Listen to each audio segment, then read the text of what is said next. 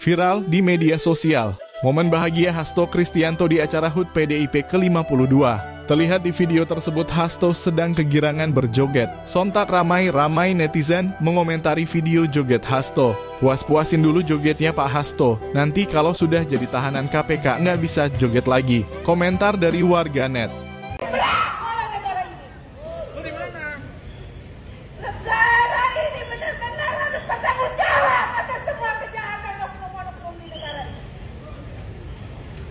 Jadi, kami sangat berharap kepada negara untuk bisa hadir, memastikan hak kami yang selama ini diambil oleh Muslimin, agar bisa kembali dengan cara yang baik. Karena kami hidup di negara ini tentu dalam perlindungan negara. Tapi faktanya di dalam hukum kami tidak diperlakukan dengan baik.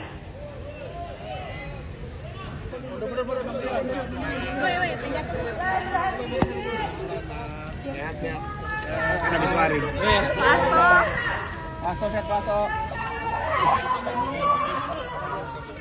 Mundur yuk. Mundur.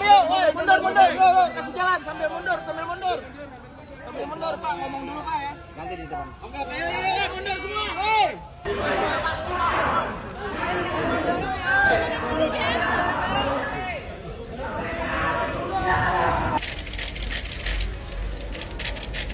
Pasto.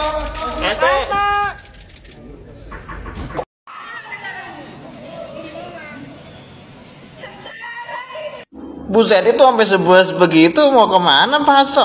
Mau ke KPK? Ya elah, cuman memberikan keterangan doang, sampai diantar sama sebus kayak mau wisata aja. Saya juga pernah lihat ya tokoh-tokoh politik yang dipanggil sama KPK. Ya dia paling sendiri atau sama asistennya gitulah. Ini sampai sebus loh. Tapi respect lah buat Pak Hasto memenuhi panggilan kedua dari KPK.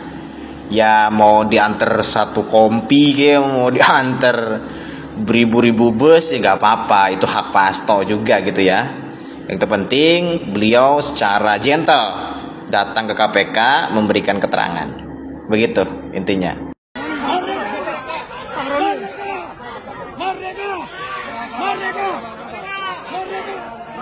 Saya ingin sampaikan bahwa proses pemeriksaan hari ini sudah selesai dilakukan untuk hari ini. Pemeriksaan selanjutnya akan dilakukan sesuai dengan kebutuhan dari pihak penyidik. Ya. Untuk hal-hal yang lain, terutama berkaitan dengan perkara, saya persilahkan saudara-saudara tanya kepada penyidik.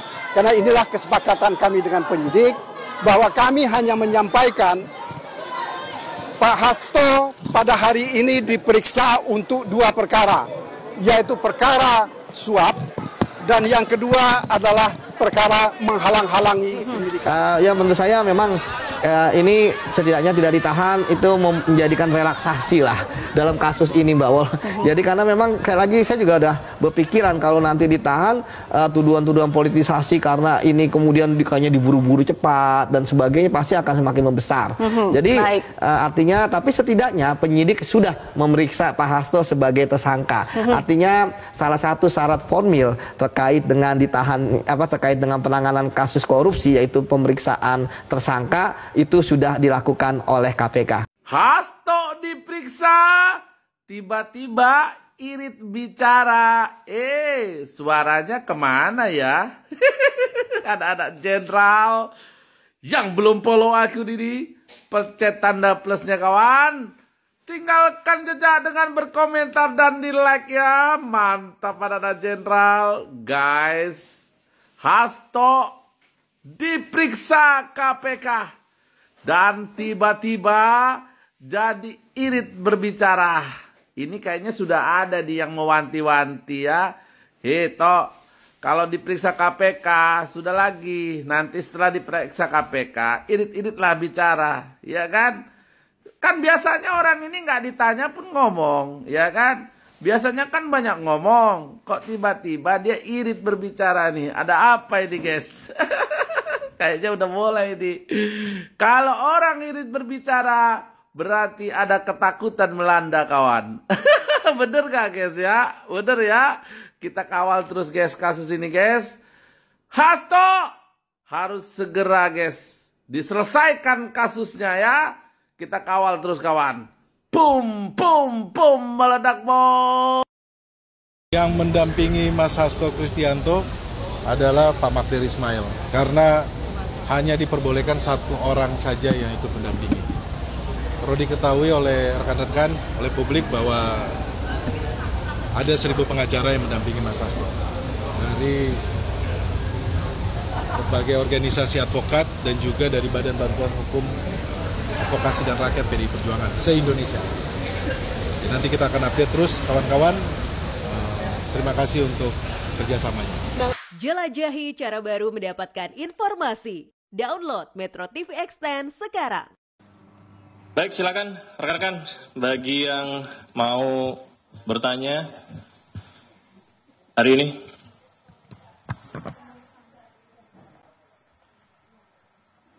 Ya, ini kan baru selesai ya, beberapa saat yang lalu. Secara umum yang bersangkutan tentunya dimintai keterangan seputar dokumen, barang bukti elektronik, maupun mengklarifikasi keterangan-keterangan saksi yang lain, termasuk juga pengetahuan yang bersangkutan terkait perkara yang sedang disangkakan kepada yang bersangkutan, maupun juga kepada tersangka lain.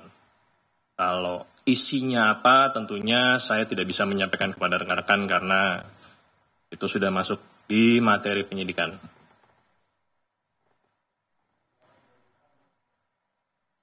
Ya, hasil koordinasi saya dengan penyidik, yang bersangkutan tidak dilakukan penahanan hari ini karena penyidik masih membutuhkan waktu untuk memeriksa beberapa saksi yang masih belum hadir dan masih dibutuhkan. Ya, sebagaimana rekan-rekan ketahui juga ada beberapa saksi yang dipanggil di perkara ini belum hadir. Beberapa diantaranya saudara Saiful Bahri, ada juga saudari Maria Lestari, dan ada beberapa saksi lainnya. Jadi penyidik menilai belum diperlukan untuk dilakukan penahanan dan tentunya bila penyidik dan jaksa penuntut umum sepakat bahwa berkas ini sudah siap untuk dilimpahkan, maka proses tersebut akan dilanjutkan.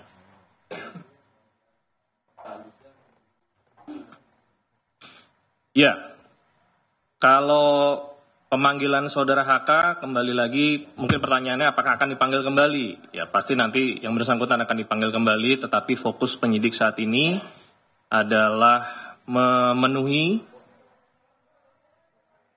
unsur perkara di tindak pidana yang sedang disangkakan kepada beliau. Fokus utamanya adalah keterangan saksi-saksi yang belum hadir dan yang akan dipanggil kemudian untuk di perkara suapnya maupun di perkara pasal 21-nya.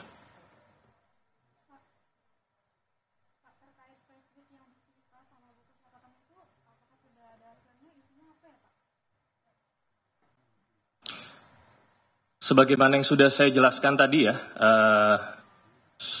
rekan-rekan bisa bertanya, namun karena penyidikan ini juga masih berlangsung, sebagaimana banyak dari rekan-rekan meminta penjelasan alat bukti apa, baik itu surat, barang bukti elektronik, flash disk, maupun hal-hal lainnya. Rekan-rekan ingin mengetahui, ingin menggali, dan itu kami pahami sebagai bagian dari kerja jurnalistik. Namun penyidik saat ini belum bisa membuka apa isinya, karena masih bersifat rahasia, dan itu kalau di tingkat penyidikan baru bisa ditunjukkan kepada yang pertama, itu kepada penguasa barang yang pertama. Yang kedua, kepada saksi-saksi yang diduga mengetahui perihal alat bukti yang disita tersebut. Jadi di tingkat penyidikan baru sebatas itu. Rekan-rekan dan masyarakat baru bisa mengetahui apa isi baik itu catatan maupun flash disk maupun mungkin ada laptop, barang bukti elektronik lainnya, nanti ada ruangnya pada saat perkara ini sudah dilimpahkan ke persidangan nanti.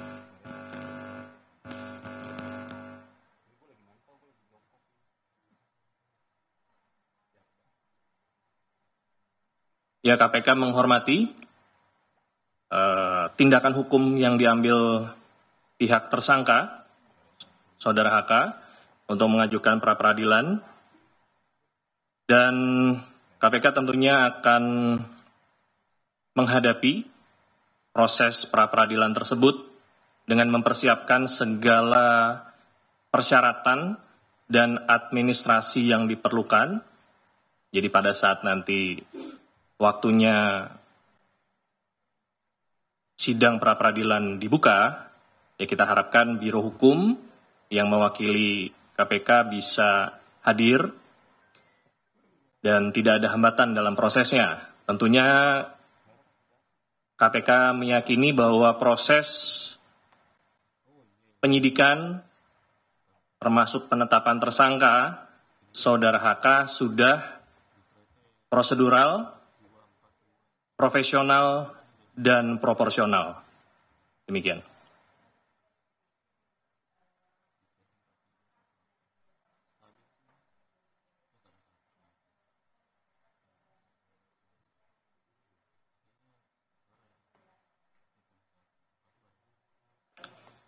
Ya, kita kalau berbicara pra-peradilan, ini sebagai edukasi juga bagi masyarakat bahwa pra-peradilan ini merupakan satu ranah yang bisa diambil oleh tersangka untuk menguji proses formil dari penyidikan, baik itu penyitaan, penggeledahan, penahanan, dan terakhir ya muncul terkait penetapan tersangka. Jadi yang diuji adalah proses formilnya. Kalau berbicara proses formil, sebagaimana yang tadi saya sampaikan, KPK meyakini proses penetapan tersangka Saudara HK sudah profesional, prosedural, dan proporsional. Terkait alat bukti, nanti baru kita bisa berbicara saat perkara ini sudah dilimpahkan ke persidangan.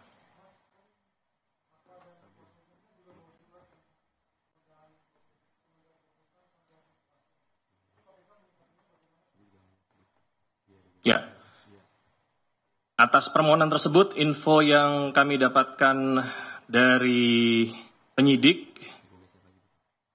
bahwa permohonan itu ditolak, ya, prosesnya tetap berlanjut.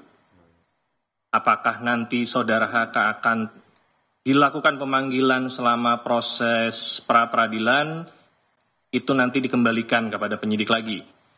Intinya, permohonan sudah diterima, tetapi tanggapan dari KPK itu ditolak. Ya, karena proses peradilan itu merupakan satu ranah tersendiri, ya, dan proses penyidikan itu ranah tersendiri. Jadi ini tidak bisa dicampurkan, tidak bisa disatukan. Tidak berarti kalau proses pra-peradilan itu berjalan maka penyidikan berhenti, tidak. Proses penyidikan tetap berjalan. Bila yang bersangkutan mengajukan untuk tidak dipanggil terlebih dahulu, itu merupakan hak tersangka ya, untuk mengajukan, tetapi penyidik juga memiliki kewenangan apabila ingin memanggil, dan seandainya proses tersebut digunakan sebagai alasan untuk tidak hadir, kemungkinan besar penyidik akan menilai itu bukan menjadi salah satu alasan yang patut dan wajar. Demikian. Mas, itu kan suratnya ditujukan Yang menginfokan ke saya adalah penyidik, tentunya setelah berkoordinasi dengan atasan dalam hal ini Direktur Penyidikan, Deputi Penindakan, termasuk dengan pimpinan. Ya.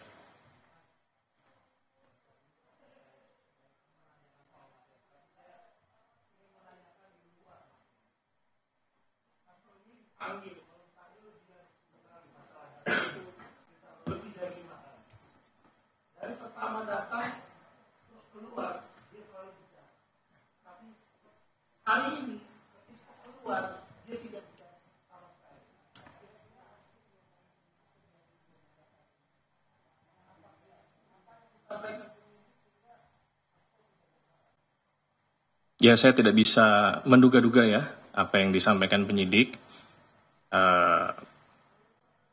Mungkin beliau sedang kurang enak badan sehingga tidak memiliki keinginan untuk berbicara kepada rekan-rekan dan diwakili oleh kuasa hukum. Apakah ada pembicaraan yang membuat saudara HK tidak ingin berbicara kepada teman-teman jurnalis? Tentunya ini menjadi ranah materi penyidikan. Saya tidak bisa membuka itu karena penyidik juga tidak memberikan delegasi atau kewenangan kepada saya untuk menyampaikan hal tersebut. Demikian, Mas Mario.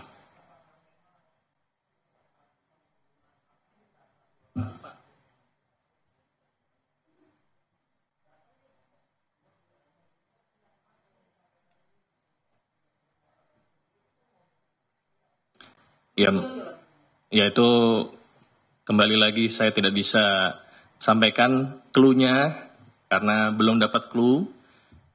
Mungkin rekan-rekan bisa bertanya kepada kuasa hukum lebih lanjut ya, atau ke saudara HK langsung. Apakah ada hal-hal tertentu yang membuat yang bersangkutan tidak ingin berbicara kepada rekan-rekan jurnalis pada saat selesai dilakukan pemeriksaan sebagai tersangka. Demikian.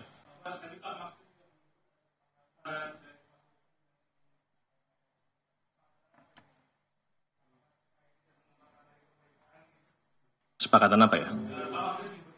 Ya, maksudnya kesepakatan apa? Yang disampaikan oleh saudara Magdir.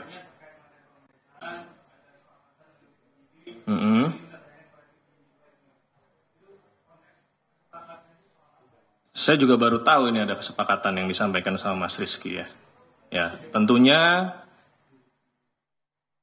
penyidik dalam hal ini Satgas yang menangani perkara termasuk yang melakukan pemeriksaan bekerja secara profesional, prosedural dan proporsional. Ya, saya kurang memahami apa yang dimaksud kesepakatan oleh saudara Magdir.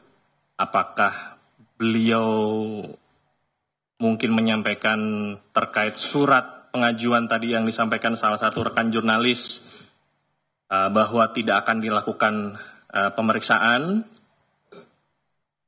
Kalau itu sudah saya jawab bahwa proses penyidikan tetap berjalan, ya. Artinya KPK menolak pengajuan tersebut. Namun, apakah penyidik akan melakukan pemanggilan kepada yang bersangkutan selama proses pra-peradilan berlangsung atau setelah itu, tentunya kita kembalikan kepada penyidik. Demikian.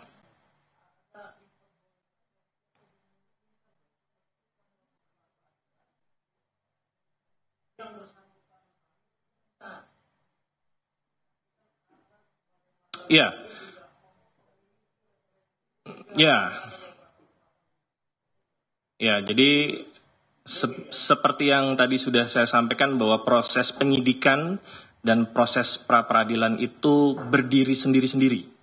Ya, tidak ada berkaitan secara langsung. Jadi dalam proses peradilan penyidikan tersebut saksi-saksi bisa tetap dipanggil, penyidik masih bisa melakukan penyitaan maupun proses-proses penyidikan lainnya termasuk salah satunya penahanan. Ya. Kalau berbicara memungkinkan atau tidak, memungkinkan. apakah dilakukan atau tidak itu dikembalikan kepada penyidik nanti, termasuk jaksa. Di KPK ini, di mana penyidikan dan penuntutan berada di satu atap, penyidik dan jaksa penuntut umum ini bekerja sama dan saling memberi masukan. Kapan sebaiknya tersangka ini ditahan? Bagaimana alat bukti dalam pemenuhan unsur perkara? Ini menjadi salah satu kekuatan di KPK hingga pada saat perkara ini dilimpahkan ke persidangan nanti, untuk conviction rate-nya ini 100% atau mendekati 100% kalau melihat histori putusan pengadilan untuk perkara yang diajukan oleh KPK sampai dengan saat ini. Jadi kembali menjawab pertanyaan Mas Mario, itu dimungkinkan, tetapi apakah akan dilakukan nanti kita kembalikan prosesnya ke penyidik nanti.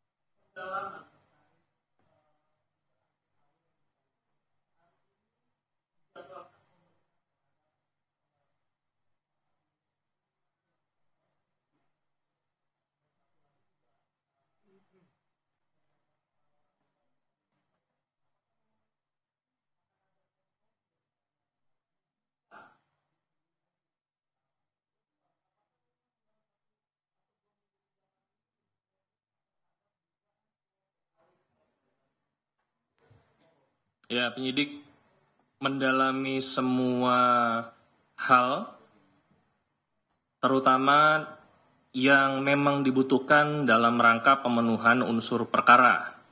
Jadi sebagaimana rekan-rekan ketahui, ada 2 perkara yang disangkakan oleh kepada saudara HK, dalam hal ini suap,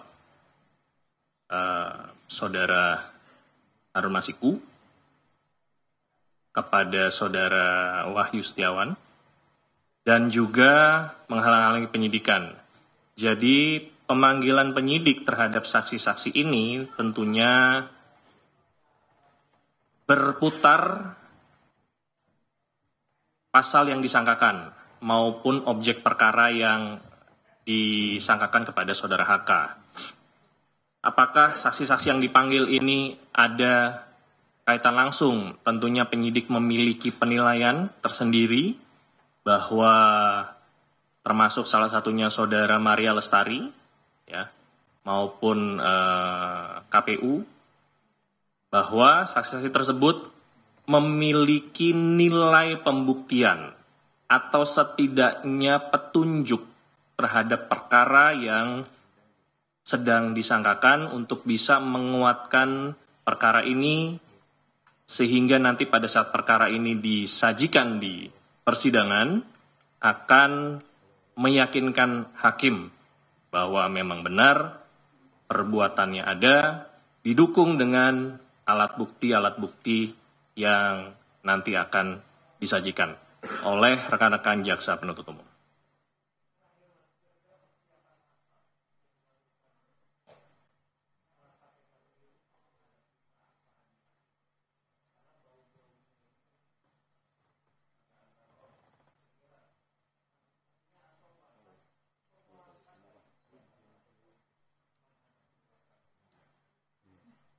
Ya, KPK selalu menyiapkan diri karena pengajuan pra-peradilan ini bukan hal yang pertama ya.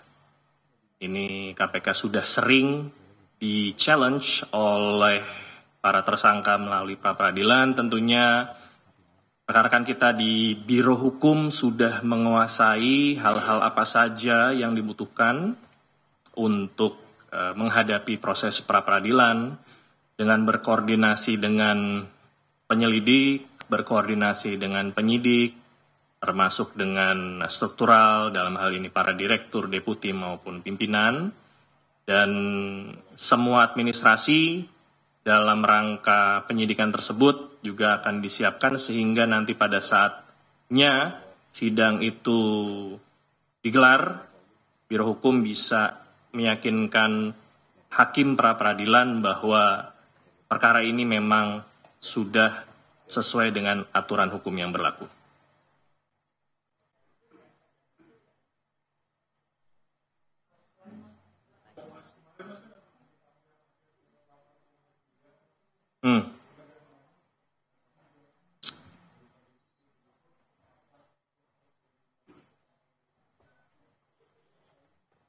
Pak siapa sudah ini?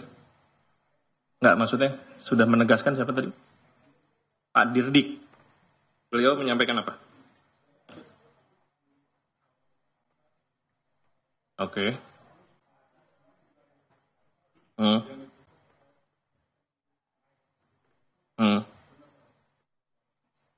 Ya, saya perlu menanyakan kembali ya namanya atau inisialnya, tapi sampai dengan saat ini belum diinfokan oleh penyidik, tetapi betul aset-aset tersebut memang disita dari salah satu tersangka.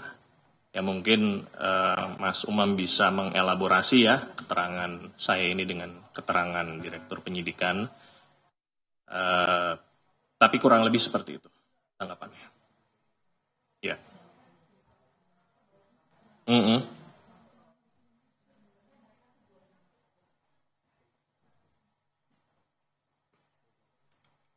Semua orang bisa datang ke KPK. KPK ini lembaga yang terbuka untuk umum. Tentunya wilayah atau tempat-tempat yang bisa didatangi bagi orang-orang tersebut juga